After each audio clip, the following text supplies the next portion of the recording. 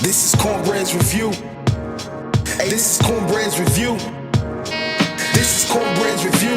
Talk about the hottest movies, old and new. Cinema breakdown, grasping the truth. No acting, I leave that for the cast and the crew. The capture the cool, not theatrical goose. So you better be direct or you have to produce something to break in like last minute news. And keep quiet when the real boy Matt and they rules. Woo. Yo, welcome back for another episode of Cornbread Movie Review. Whoa, what up, man? These weeks be going through it, man. But what up, people? What up, world? Make sure y'all like and subscribe to the channel. If you're new to the channel, understand I do each movie review in 5 different categories, all right? Acting, cinematography, storytelling, that I get what I bought, then into the must-see. We add this thing up, spits out a Cornbread Movie Review, and then I ain't gonna leave y'all without a forgotten segment as well. So today we're going to discuss another movie. What movie? Discuss is Transformers Rise of the Beast. Yes, ladies and gentlemen, it is out now. It is PG-13. So, all everybody can see this, all ages. So, let's get straight into it. To me, highly anticipated, but let's get straight into it, man. We're going to get all the goods and bads and the ugly of this movie, man. So, first category is acting. Who is in this movie? You got Anthony Ramos. Now, he plays, let's say, like a veteran, I think in the Army. He has a bad rap of not being a team player. So how does that pertain to, let's say, the future of this movie? It's good and bad. I'm also going to say he's a person just looking for a job, right? He's good at tech, and but life is hitting him hard, with family and different things, not being able to make money. So he has to resort to other things to make up this money. So I really like how, I like this kid. Good young actor.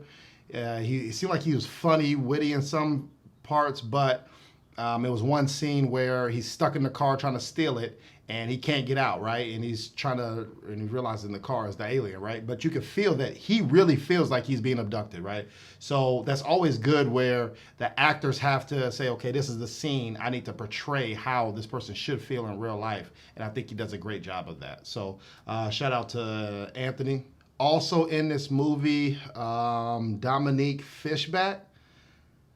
She's been in a couple solid movies as well. This is like she's playing, I guess, the third fiddle. You know how you got LeBron, D. Wade, and then Chris Bosh. That's more of her role, the Chris Bosh role. She plays kind of a archaeologist who's great at language and understanding artifacts and the age of it, right? So she's been getting hated on her career, which is good, but she's always showing up that, no, I know what I'm talking about. And I'm like, oh, what is that? Let me learn more of the history of things. So that's her role in this movie. And then somehow she's very curious and some things happen, and now she's in it, bro. She's in it with the Transformers. So it's good to see her character arc of being a no one, then moving all the way to, let's say, the know-it-all at the end, or the professional, or the expert of this certain item or certain culture or certain planet, right? So it's good to see that. Now, with acting category, I think those two played great together, even in their individual roles, but it was a lot of, let's say, in real life, they're talking to just a stick, right? They're talking to Transformers. So even some of the Transformers, the voices were popular, but are they really popular? So it's not too many people in this movie where you can be like, okay, those actors, they did great. I had a heartfelt scene here, did this. So for me, it was very tough. I think the 2 main actors that I just named did a great job, but the supporting cast around them were robots, right? So it was kind of hard to gauge how well they did. And obviously I compare this movie with another movie that had great acting, right? So for me, overall, an acting for this category is going to get a 3.5.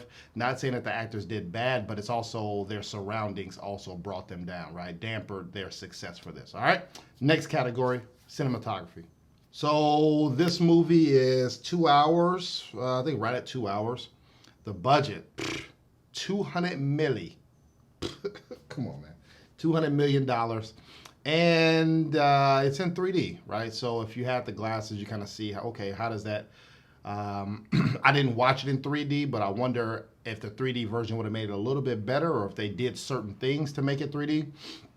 I know I said this before in previous reviews, where if they're filming for 3D, the glasses are built for that, right? They didn't film the movie, then just stuck 3D on it, and then now it's just like they didn't build this movie for 3D. So I don't have that knowledge of that. So if you guys do know, let me know in the comments. All right.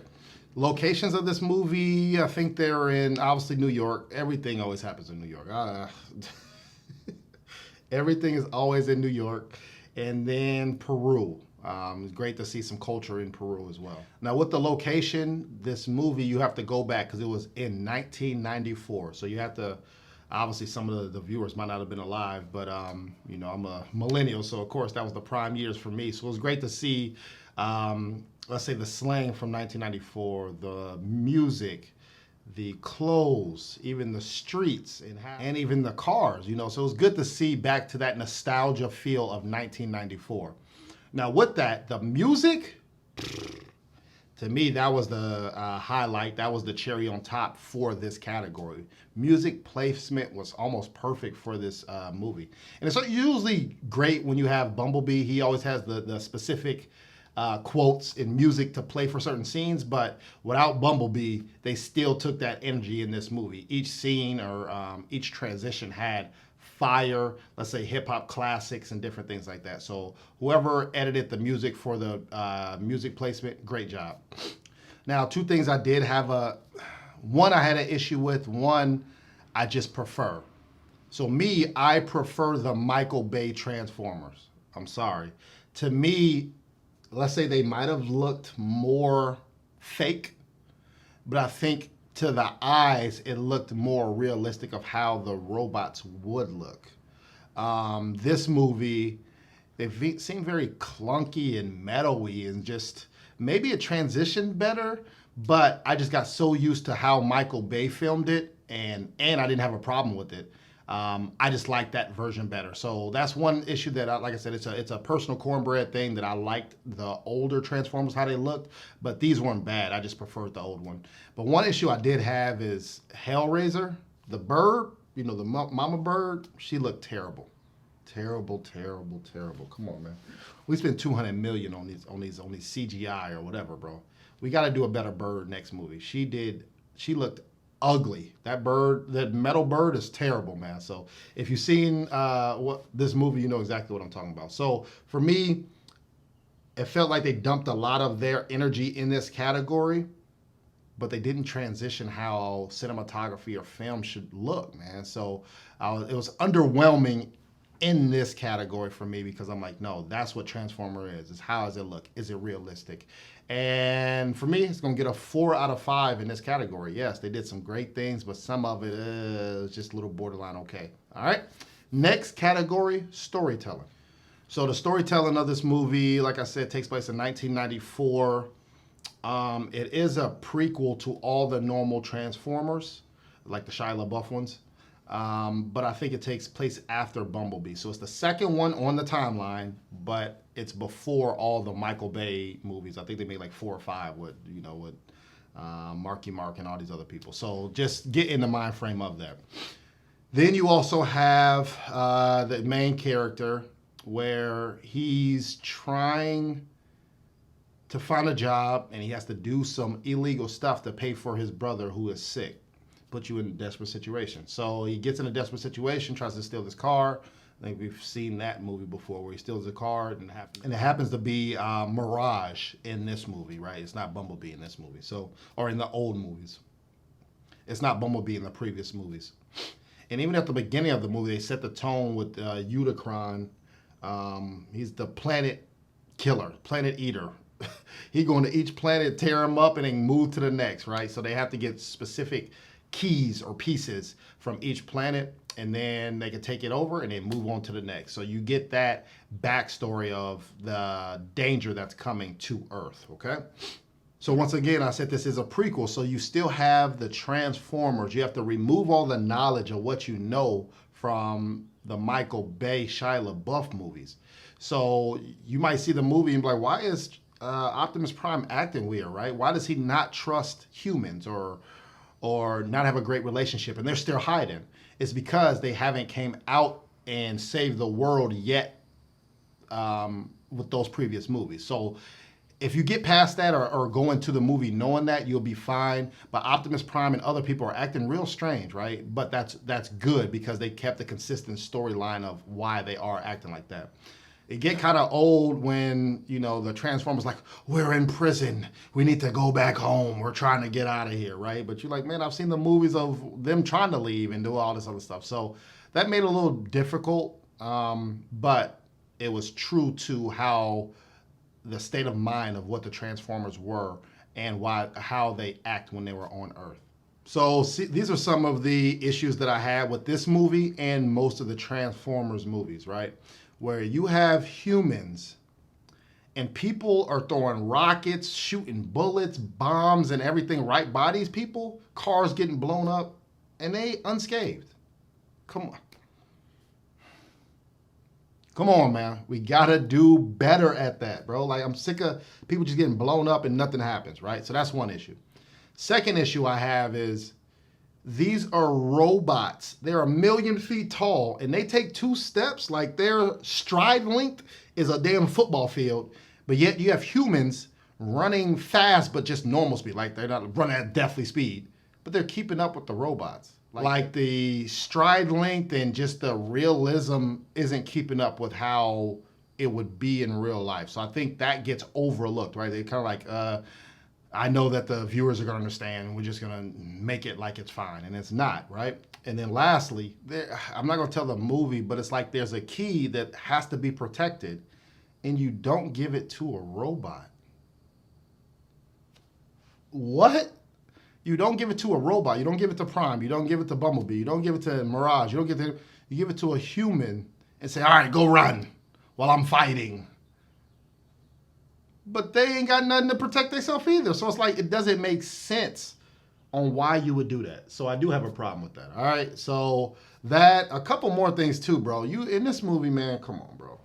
You got 6 Transformers and Beasts combining. And it's only 6 of them, but they're fighting a whole Thanos army. And they getting cooked up. But yet, somehow they win. You have people getting held down, but then the next scene, they're slicing and dicing and going to help somebody else. But in another scene, I get stabbed and I die.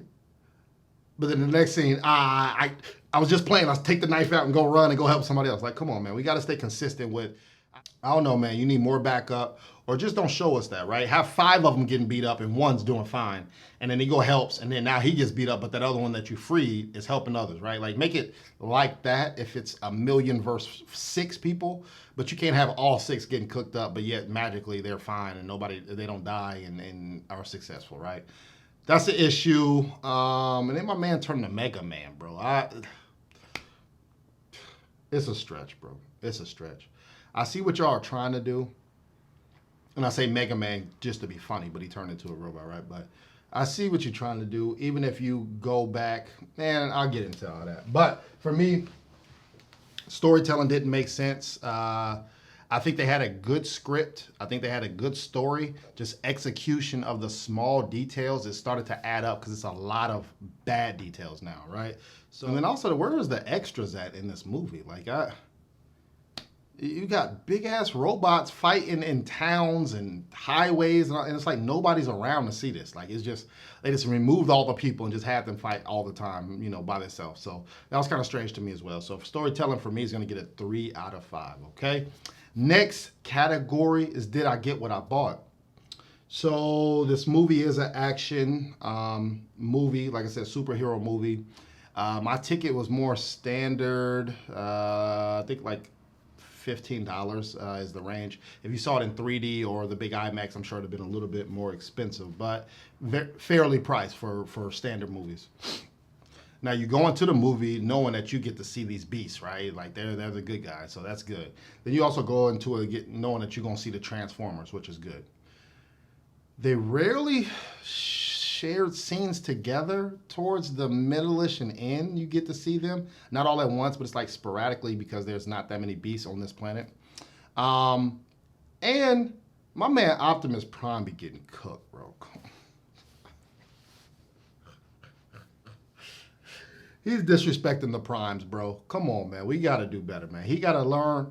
He got to take some karate lessons or some sword lessons or, I don't know, go visit some Mortal Kombat dojos or something. But he be getting cooked up to be a prime. Like, it's almost at a disrespectful level at this point, which is good. I like to see that. But it's like, come on, man. I want him to see cook some people, too. So I do have an issue with that. And then everything always happens in New York, bro. You got Spider-Man in New York. You got damn near Gotham City. You got Transform. I hate to live in New York. That's just me. That's a sidebar. Come on, man. New York is a imaginative place. New York, man. Very, very dark. And if you live here, you're going to see a lot of superheroes and villains coming through your town. Two things I would say. One, I was highly impressed with the movie, though. I know each category I have to be real and break it down, but that still doesn't mean overall that it's a bad movie, right? So like I was highly impressed with the reboot because the last 2 or 3 movies were terrible and I was ready to cook this movie. So that was a positive. And then I want to say this, bro. Look at me. Mirage is not Bumblebee. I see what y'all tried to do. Don't do that. Don't do that. Bumblebee's here to stay. Don't have Mirage like he's the new cooker or new Bumblebee. I'm not going, man. So come on. Bumblebee's that dude. Don't do that. Don't do that. That's for the next movie out there. All right. So for me, did I get what I bought? I'm gonna say a 4.5. I was impressed. I liked it. I liked it. Everything made sense. When you add it all together, right? All the ingredients made sense compared to individual. Like, you know what I'm saying? When you got broccoli, cheese, rice, chicken, sauce, mushrooms, everything, you add it together, it's going to be good compared to individualized, okay? So next category, last category, is it a must-see? It's in theaters. Once again, it is a prequel, so just mentally remember that. There is one credit scene, and it introduces G.I. Joe. Now, I see what you're trying to do, but if you go back and watch those G.I. Joe movies, they're actually pieces to make people better. They're not robots. So it's not kind of confusing how it's a robot turned into a person. And then it also has the robot and then the person being a robot. So like I thought it was the same person. Like I thought he gave him his power. So very confusing. So hopefully they dive into that maybe in the next G.I. Joe movie or the next Transformer movie. So that's a couple things. And right here, I remember, like, so I know, shout out to my guy Lamar. His military team was in, I think, Transformers 2, the second movie, the Michael Bay movie, when it was filmed in Chicago. I was in Chicago seeing them when they had a big ass thing like against the wall of Bumblebee, kind of like for reference of how big the Transformer is when they film. So I have a special connection with this franchise. So for me, I was happy to see that it pulled itself out of the gutter in this. All right, so is it a must-see? I'm gonna say a 4 out of 5. So overall, Cornbread Movie Review, Transformers Rise of the Beast receives a 4 out of 5 from Cornbread Movie Review. Make sure you check out my 2023 movies. We are rolling through it. You know what I'm saying? Every week I'm here. Now, this is the forgotten segment where it's a movie that you forgot of, never heard of, or you definitely need to double back on. And this movie came out in 1997. And it had one of my favorite actors because he did The Matrix a couple years later. But this movie is Devil's Advocate. Yes, Devil's Advocate, ladies and gentlemen, is a horror thriller. It is rated R for sure. It has Al Pacino and it has Keanu Reeves in this. Come on, man. I really like the phrase, hey, I'm gonna play devil's advocate, right? It's like you're playing the opposite of a argument or a scenario. So make sure you check out Devil's Advocate if you haven't before. Make sure you check out Transformers and make sure you like and subscribe to the channel. Come on, man, I ain't going nowhere. I'll see y'all again next week. Peace.